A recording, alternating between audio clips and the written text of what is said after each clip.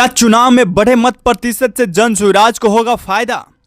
बिहार में पहले चरण की वोटिंग के बाद बढ़े हुए मतदान प्रतिशत ने यह संकेत दे दिया है कि इस बार जनता बदलाव के मूड में है।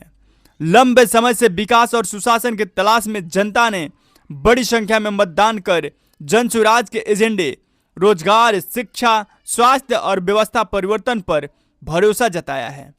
मत प्रतिशत में यह उछाल जनसुराज के लिए एक सकारात्मक संकेत। इस बार बड़ी संख्या में बिहार लौटे प्रवासियों ने वोट डालकर यह दिखा दिया है कि वो सिर्फ कमाने नहीं बल्कि बदलाव लाने भी लौटे हैं। जनसुराज का बिहार वापस आओ, अपना शासन बनाओ संदेश लोगों के दिलों तक पहुंचा है। जिन परिवारों ने सालों तक बाहर रहकर बिहार की स्थिति देखी है, उन्हें इस बार जनसुराज के संदेश को अपनाते हुए रिकॉर्ड मतदान किया। मतदान प्रतिशत में हुई यह बढ़ोतरी किसी सामान्य उत्साह का परिणाम नहीं बल्कि एक नए राजनीतिक विकल्प के प्रति जनता की उम्मीदों का प्रतिबिंब है।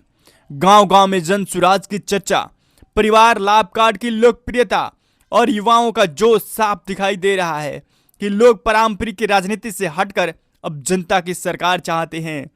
बाकी दलों की पुरानी समीकरणों में उलझे रहे जनसुराज ने प्रवासियों, युवाओं और महिलाओं को सीधा जोड़ा है।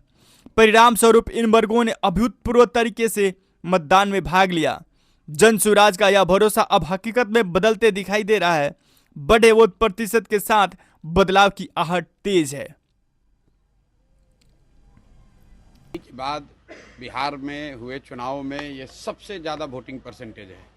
ये दो बातों को दिखाता है। पहला कि जो बात हम लोग पिछले कई महीनों से, बल्कि मैं 1-2 साल से कह रहा हूँ कि बिहार में 60% से ज़्यादा जनता बदलाव चाहती है और पिछले 25-30 साल से जो राजनीतिक विकल्प के अभाव में एक तरह से धीरे धीरे राजनीति को लेकर, चुनाव को लेकर उदासीनता बन गई थी, विकल्प नहीं था लोगों के पास।